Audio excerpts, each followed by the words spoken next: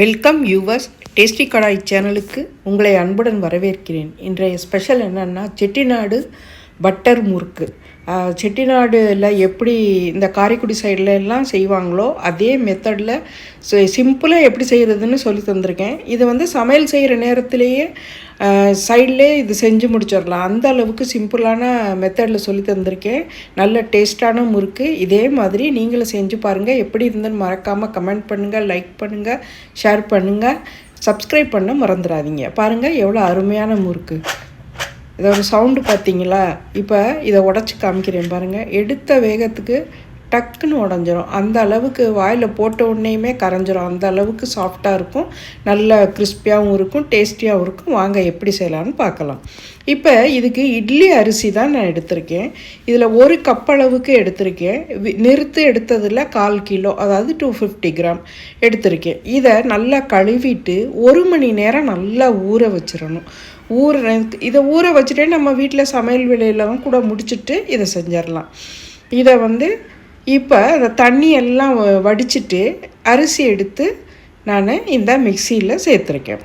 சேர்த்துட்டு இதில் வந்து நம்ம தண்ணி லைட்டாக ஊற்றி தான் அரைக்க போகிறோம். இட்லி மாவை விட கொஞ்சம் கெட்டியாக இருக்கணும், ஆனால் ரொம்ப நைஸாக இருக்கணும். இப்போ இதில் 1 டீஸ்பூன் அளவுக்கு உப்பு சேர்த்துருக்கேன். இப்போ நீங்கள் பட்டர் சேர்ப்பீங்க, அந்த பட்டரில் வந்து உப்பு இருந்தால் கம்மியாக சேர்த்துக்கோங்க. இப்போ இதில் கொஞ்சம் தண்ணி விட்டுருக்கேன், அதனால் இதை மூடி இப்போ அரைக்கலாம். இப்போ பாருங்க அரைச்சி எப்படி பட்டர் மாதிரியே இருக்குது. அந்த அளவுக்கு வந்து ரொம்ப நைஸாக இருக்கணும், அதே மாதிரி கொஞ்சம் கெட்டியாகவும் இருக்கணும்.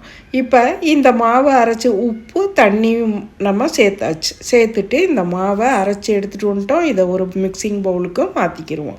மாற்றிட்டு இப்போ இந்த மாவு இருக்குல்ல, இது வந்து நீங்கள் ஒரு தண்ணி கொஞ்சம் ஜாஸ்தி ஆயிடுச்சுன்னா வேறு எதுவும் எக்ஸ்ட்ரா சேர்க்கக்கூடாது. இந்த மாவை கொஞ்சம் நேரம் ஒரு துணியில் கட்டி நம்ம இந்த பன்னீர்லாம் செய்கிறதுக்கு எப்படி தொங்க விடுவோம் அது மாதிரி தொங்க விட்டு வச்சிங்கன்னா ஒரு 10-15 நிமிஷத்துக்கு வச்சிங்கனாக்கா அந்த தண்ணி கொஞ்சம் வடிஞ்சிரும், நம்மளுக்கு தேவையான அளவுக்கு பக்குவத்துக்கு வந்துடும். ஆனால் வேறு எந்த பொருளையும் எக்ஸ்ட்ராவாக சேர்த்திங்கனாக்கா பக்குவம் சரியாக வராது.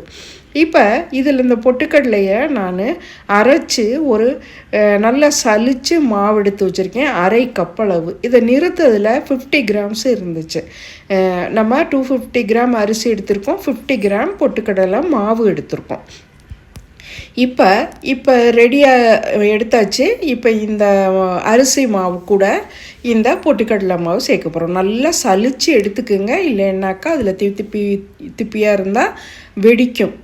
ஏன்னா இப்போ இந்த மாவு பொட்டுக்கடலை மாவு சேர்த்தாச்சு. இது கூட டேஸ்ட்டுக்காக ஒரே ஒரு பிஞ்சு, அதாவது ஒரு சிட்டிகை சொல்லுவோம்ல, அந்த அளவுக்கு மிளகாய்த்தூள் சேர்ப்போம். இது கொஞ்சம் லைட் கலர் கொடுக்கும், அதோட ஒரு மைன்யூட்டாக ஒரு டேஸ்ட் கொடுக்கும், அது ரொம்ப அருமையாக இருக்கும். அதனால ஒரு சிட்டிகை சேர்த்துருக்கோம். இப்போ இதுக்கு 1 டீஸ்பூன் அளவுக்கு கருப்பு எள்ளு சேர்த்துருக்கேன். வெள்ளை எள்ளு கூட சேர்த்துக்கலாம். கருப்பு எள்ளு நான் நல்லா சுத்தமாக எடுத்து இது சேர்த்துருக்கேன். இப்போ இது கூட வந்து ரூம் டெம்பரேச்சரில் வச்சுருக்க பட்டர் நம்ம சேர்த்துக்கலாம். ரொம்ப மெல்ட்டெல்லாம் பண்ண வேண்டாம். இதை வந்து 1 டேபிள் ஸ்பூன் அளவுக்கு கரெக்டாக எடுத்து போட்டுக்கோங்க. ஜாஸ்தியும் வேணாம், கம்மியும் வேணாம். 1 டேபிள் ஸ்பூன் சூப்பராக இருக்கும்.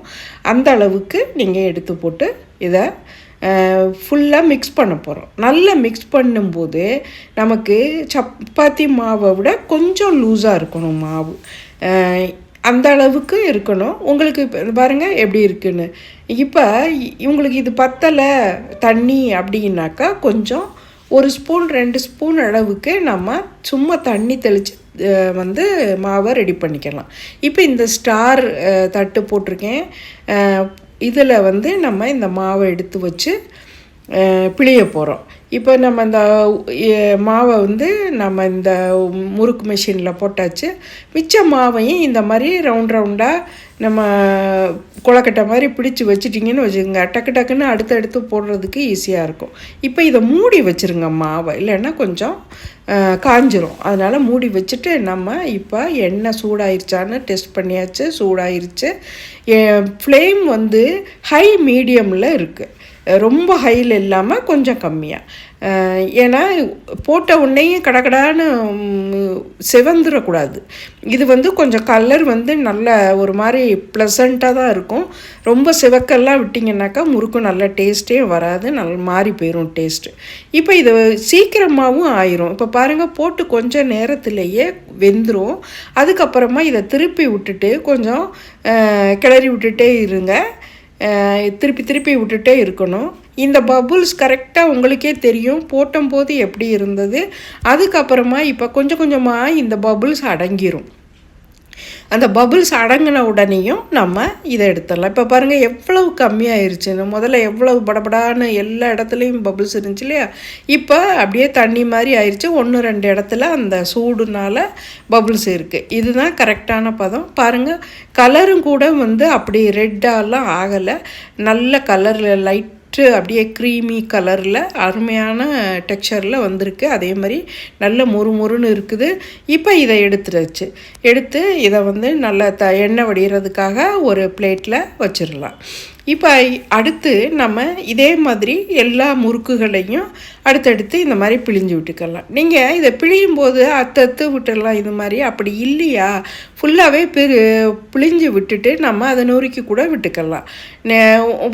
அதுவே சில சமயத்தில் அந்தந்து வந்துடும். அதனால் ஒன்றும் பிரச்சனை இல்லை. நம்ம இதே பக்குவத்தில் செஞ்சிங்கன்னா கரெக்டாக இதே மாதிரி வரும்.